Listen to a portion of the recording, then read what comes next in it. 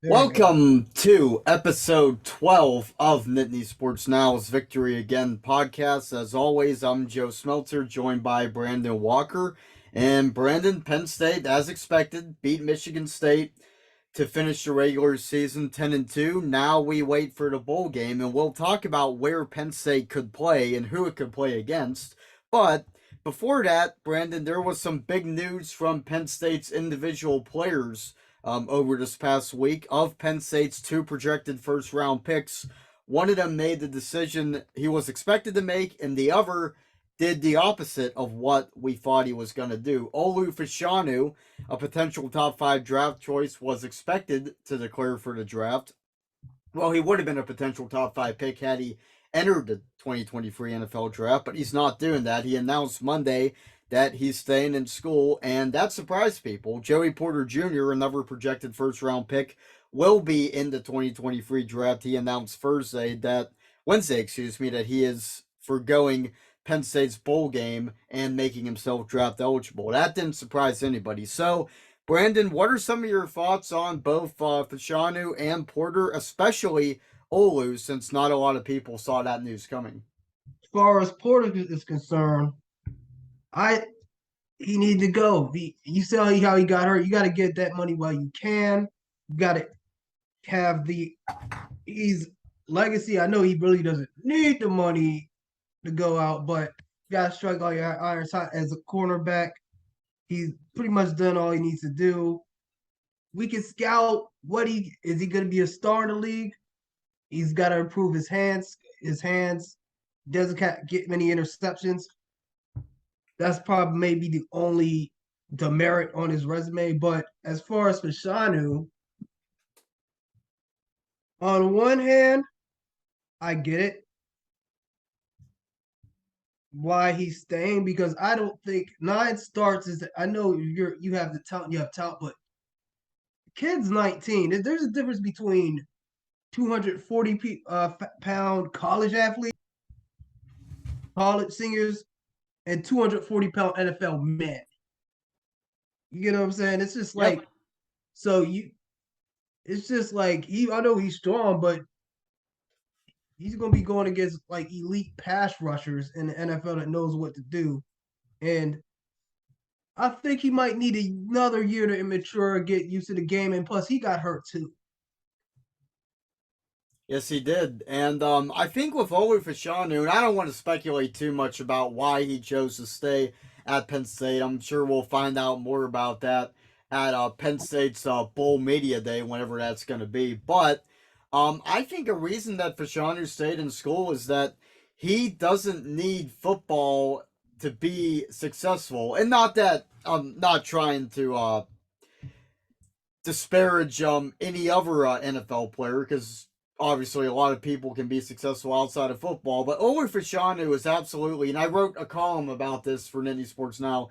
He is a unicorn as far as what he can do on the field and in the classroom. He has a chance to win the Campbell Trophy, which is the academic Heisman, excuse me, and he would have been a first round pick, maybe a top five pick had he declared for the draft.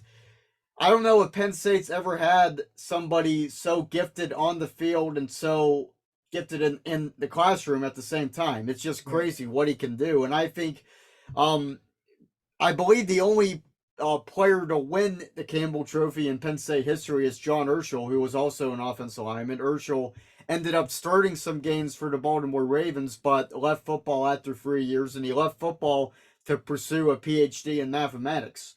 And so I expect Fashanu to play more than 3 years in the NFL. I'm not sure if he'll pursue a PhD, but my point is that I could see Fashanu being a guy that plays in the NFL for a bit, has a good career, and then retires at an early age, maybe 26, 27, 28. And I could be off about that, but another example is Mike Reed, a defensive tackle at Penn State. He only played a handful of seasons in the NFL despite being an All Pro and despite being a top five overall pick by the Cincinnati Bengals. He ended up leaving football early to go into music and ended up being a Grammy Award winning composer. So Fashanu is that type of guy that could do really extraordinary things and might be more impressive outside of football than in football. And because of that, I don't know if he's a guy that will feel compelled to play a decade plus in the NFL. And I think that kind of, like I said, I don't want to speculate, but I think knowing that would probably make the decision sway him towards Penn State because he wants to be in college while he can, and he's not, I guess, as desperate to go into the NFL as fast as possible because of what he can do away from football. Right. Because it was interesting to think that he didn't even know and realize that he was a top 5 pick. He was getting all this hype. That's what he said. I was like, he didn't know until teammates told him. I'm like, it's kind of interesting. But Yeah, another he one, probably he probably doesn't have time to look at that stuff with all he's done in the classroom and then obviously on the football field. and So another thing, his parents are from Africa. That probably is another thing. Knowing Africans that I know, a lot of they value that education. They don't. His parents probably didn't care that about the NFL more than their son getting that degree and being successful in life and getting in the best position. So football is probably third, secondary, priority to whatever he had to do in life. So he's probably a definition of a student athlete. yeah, and Penn State is a school known for blending winning with academic excellence. The success with honor mantra that Joe Paterno instilled decades ago and has carried over with Penn State, and Fashanu is success with honor personified. Now, talking about Joey Porter Jr., you mentioned Fashanu's family. Joey Porter Jr. comes obviously from a football family. His dad, Joey Porter, Super Bowl champion, all pro. Uh, Joey Porter Jr. grew up around the game, and yeah, he's established himself as one of the best defensive backs in Penn State history and has a good chance to be the first Penn State corner ever to go in the first round of the NFL draft, which would be quite an accomplishment. You mentioned Brandon. His hands could be better, but that's a relatively minor nitpick when he's able to shut down the receivers that he can shut down. Porter deflected 11 passes. Really, I don't. As good as Porter is, I think Kalen King might have been Penn State's best overall corner. But that's no disrespect to Porter. That's just as good as Kalen King is. We You can know have. what? And he's gonna be a junior Yep, he'll. next year. Yeah, Okay, he'll be back. he's gonna be a junior. I know he'll be back, but I just want to know how Yeah. many so basically if he balls out like he did this year, he might have a chance to be a first round pick himself. Yep. And then Johnny Dixon's the guy that got increased reps when Porter went out with an emergency appendectomy. Johnny Dixon is another guy that's played well. He'll probably get some more time next season. And Penn State's going to be just fine in the secondary without Porter. As good as Porter is, you have Kalen King and Johnny Dixon presumably coming back at corner. You have Daquan Hardy back at safety. You're losing Jair Brown, which is big, but I think Zaki Wheatley and Jalen Reed, as well as Hardy, will be just fine. Plus, Penn State has 6 defensive backs committed in its 2023 class, with a potential 7th, Daniel Harris, on the way. Harris is a 4-star, had Penn State in his top 4, initially committed to Georgia back in the summer, but decommitted from Georgia earlier this month as we're recording this Wednesday, the last day of November. And Harris has been projected by several 24/7 sports analysts to go to Penn State. So Penn State could have 7 defensive backs committed in its 2023 class, and But I think, yeah, but I think one building of them quite a they might pipeline. move one of them to linebacker. Or True, what I'm hearing. Dakari Nelson. Yes, but I don't want to say anything because I don't It's want to make possible. sure everything because nobody signed anything yet. So I don't want to say he's committed, but that doesn't mean anything because I heard other schools are coming. I don't like talking about. I'm not comfortable talking about 18, 19-year-olds and what decisions they made, but that's a that that's something to keep an eye out for. Yep. We'll see how it plays out signing day. But talking about Penn State's bowl game, it's looking increasingly likely that Penn State is going to be, they might be smelling roses. Nicole Auerbach and Stuart Mandel of The Athletic wrote an article saying that sources told them that the Rose Bowl would strongly consider picking Penn State and not Ohio State to go to the granddaddy of them all because, for a few reasons, Ohio State has been there before, and to be clear, traditionally, if a Big Ten Big Ten champion goes to the playoffs, which if Michigan beats Purdue, it will be in the college football playoff as Big Ten champions for the second straight year. If the Big Ten team goes to the playoff, the second best Big Ten team goes to the Rose Bowl, and if that holds true this year, unless Ohio State gets into the playoff, which is one loss away from happening. If that happens, if Ohio State stays at number 5, then traditionally, as the second best Big Ten team, Ohio State would go to the Rose Bowl. Right. But there's a caveat. The Tournament of Roses Committee weighs some factors. The biggest one that's being talked about is recent history. Ohio State has gone to the Rose Bowl twice in the past 4 seasons. Penn State hasn't gone since 2016.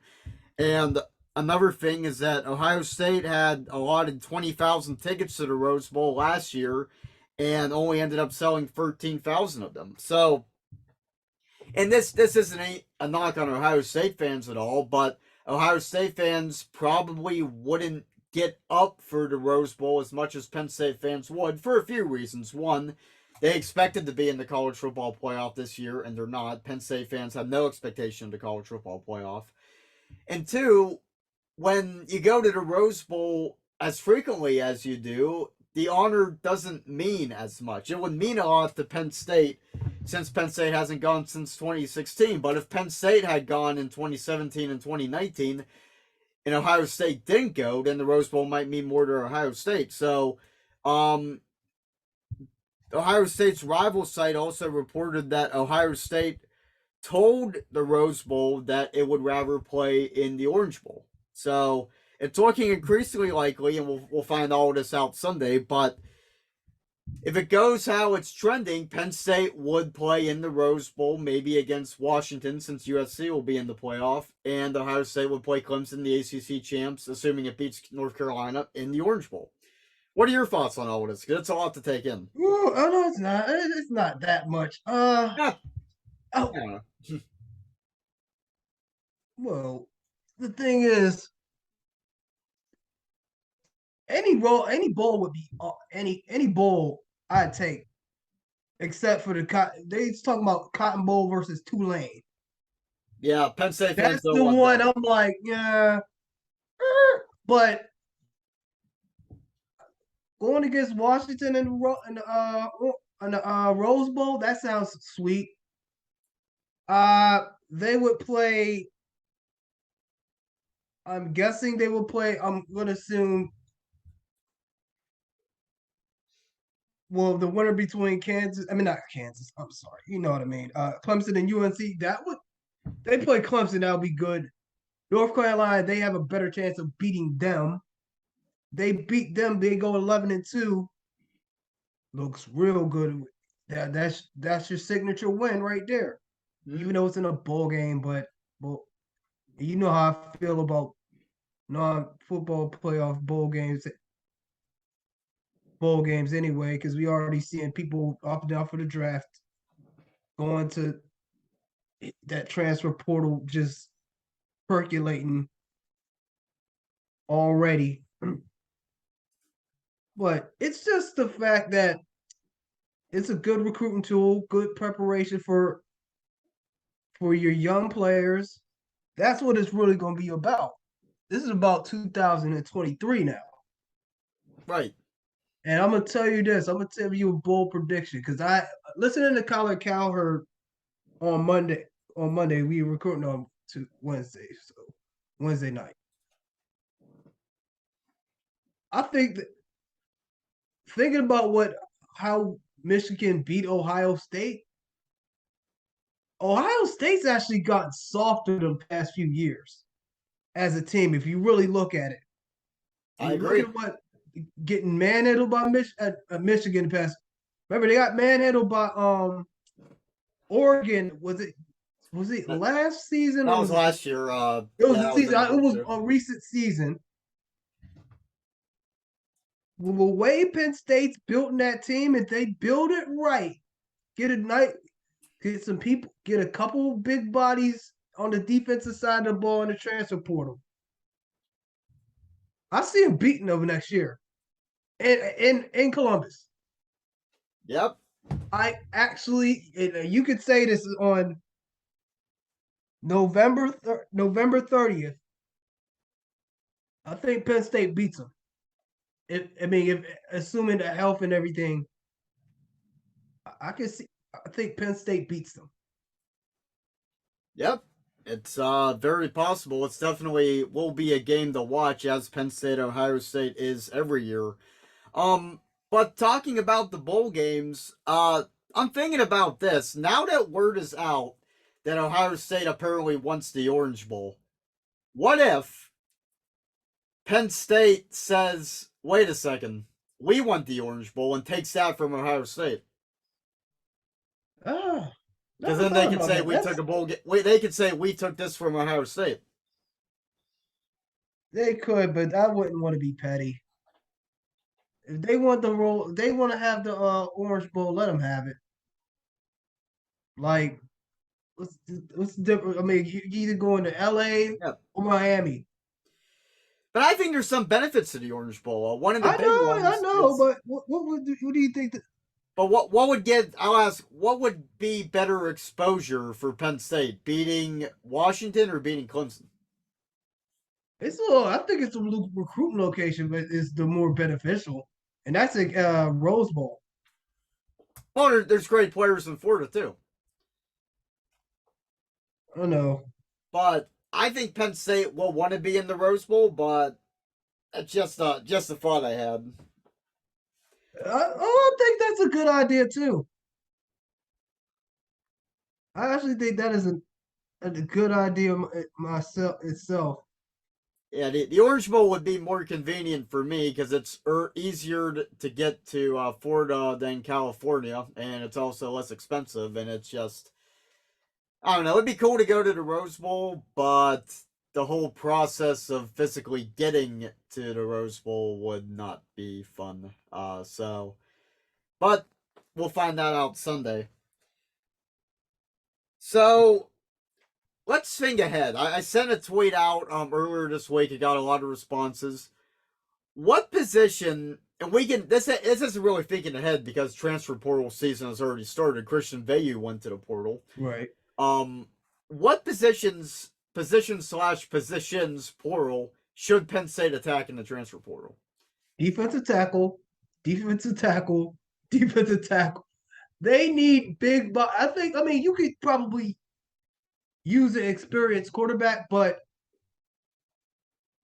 I look at that Michigan game. You needed bigger bodies, even at bigger ends. You need to get bigger and stronger. No matter how, whether it's offensive line, defensive line, it's just the fact that it's going to be a bit. It's like if you want to beat Michigan, you got to match up physically with them, and that's why these freshmen that's coming in are not going to be able to do that at this point. And then you got so that's where you got to make your noise. Yeah. I think both lines can be addressed. You talked about the defensive line. I'll talk about the offensive line.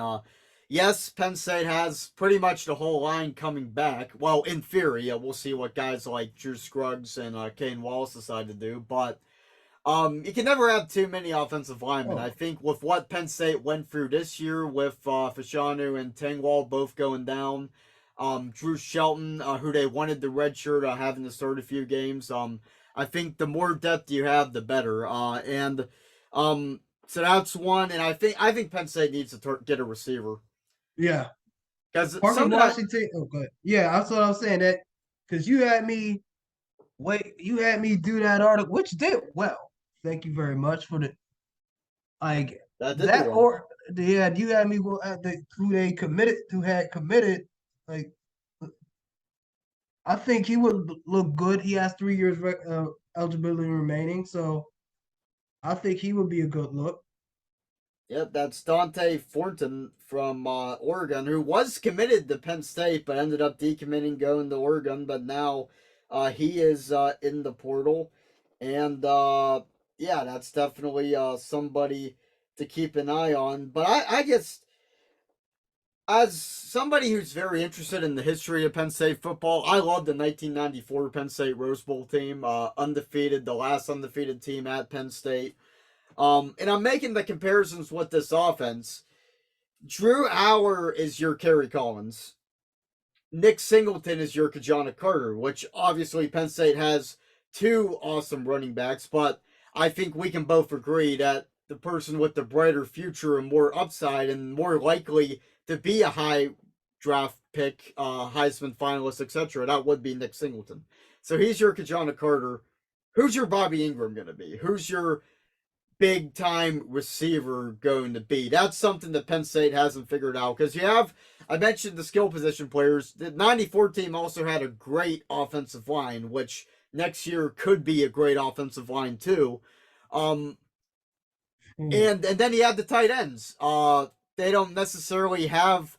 I don't know if they have a guy quite like Kyle Brady on that team, but Brendan Strange, if he comes back, will be a very good option. And if Strange doesn't come back, you'll still have uh, presumably Theo Johnson and Tyler Warren and Khalil Dinkins, who would have an And improved a role. whole bunch of these freshmen there. They got They got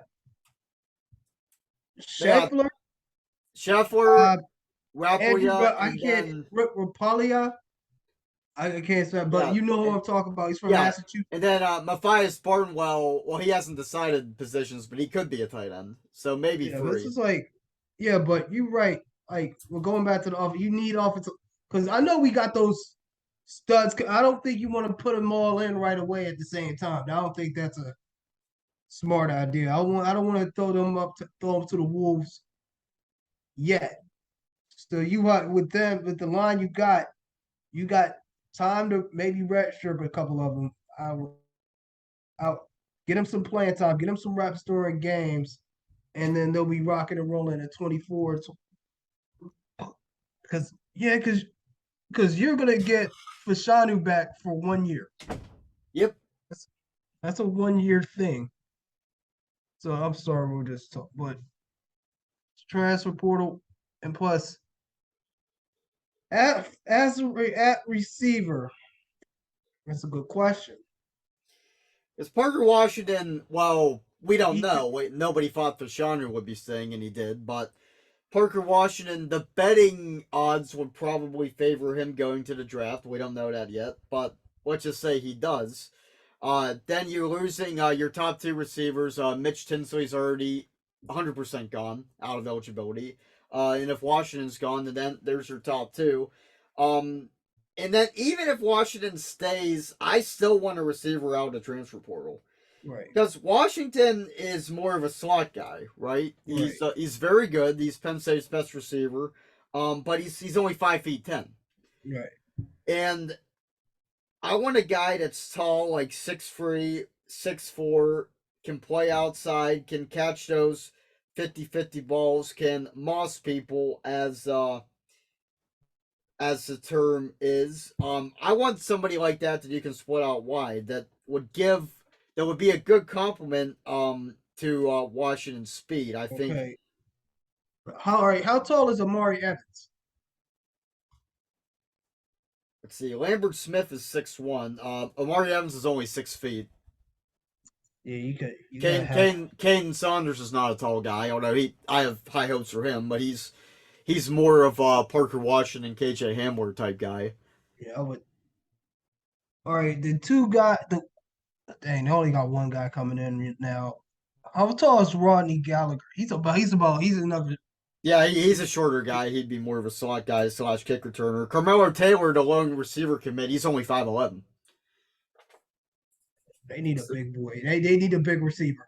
They could use that kid from that Oregon. He's 6'4", 200 pounds Yeah, around that area. it's They could use him. yeah. I think he's perfect, and he has ties to Penn State. Obviously, he knows James Franklin. Not I don't know if Taylor Stubblefield was there during his recruitment process, but Stubblefield is a highly respected coach. Great career at Purdue. Might end up in the College Football Hall of Fame along with Anthony Poindexter.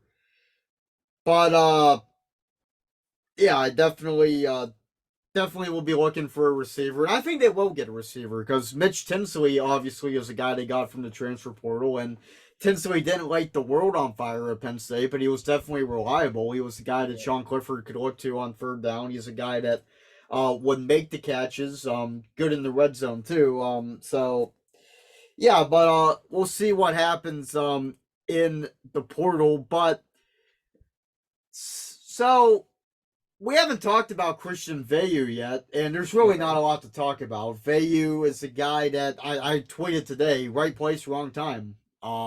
Penn State is a great school to go to this day and age. The program is going on the way up. It won 10 games, possibly will win 11 this year, and things are only looking better in the future. So it's a good time to be at Penn State, but not when you're a quarterback that isn't Drew Aller. Right.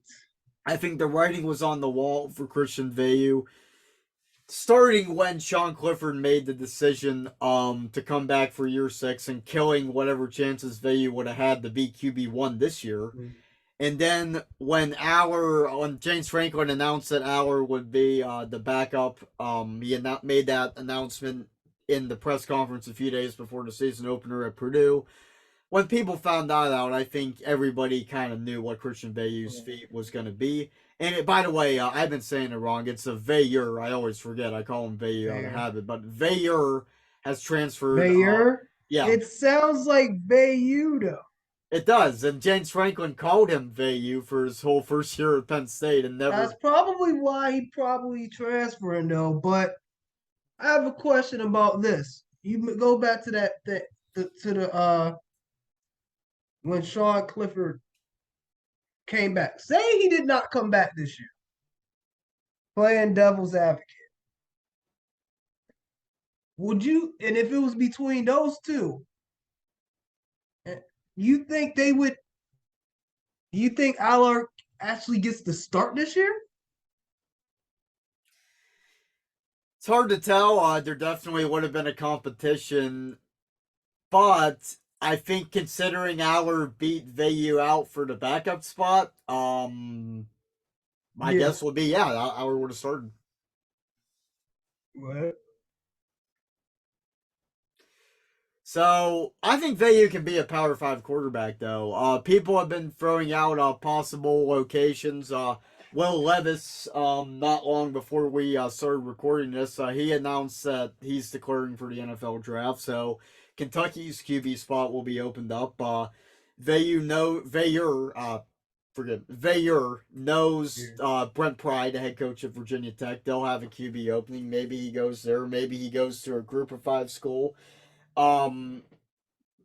West Virginia recruited Veilleux heavily out of high school. That's a fun offense to be in the Big 12. But we'll see. I think Veilleux should. I think he has a chance to be a Power 5 quarterback. Not too many guys in the portal have thrown 3 touchdowns, no interceptions in a Big 10 game. Veilleux did that against Rutgers last year, playing sick, by the way, the infamous flu game against Rutgers. But yeah, I don't really know Veilleux. I talked to him at Penn State second year player availability in May. Seems like a good enough guy, a guy that James Franklin liked a lot. And in fact, in a press conference, I think last month, Franklin said he hoped that Veilleux stayed at Penn State, but I think everybody pretty much knew that he wasn't going to stay. But as we wrap this up here, Brandon, what's your final prediction for where Penn State plays in its bowl game? For everybody else, I say they play. I guess they're gonna be playing in the Rose Bowl. That'd be what's up. I'm I'll say it thinking Rose Bowl. I'm against who? thinking more. Against I who? think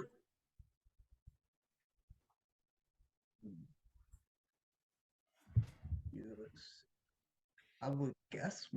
So it would be Washington. Yes, well, probably. I think it's the Rose Bowl against Washington as well. So, and that would add a storyline too, because even though Penn State played Michael Penix in Indiana in 2021 and beat him, Mm, you're still playing him on a grand stage, and Penix is a guy that made the play that started Penn State's 2-year tailspin. So yeah. So that'll be another interesting storyline. But we will see where Penn State plays in its bowl game, and if it will in fact be smelling the roses. But until then, I'll follow our content on Nittany Sports Now. Follow our Twitter account at NitnySN. Like us on Facebook, Nittany Sports Now. Follow my personal Twitter account at Joe Smeltzer775. And Brandon, your account? B Walker to Dawn. All right. Until next time, this has been the Victory Again podcast, courtesy of Nittany Sports Now.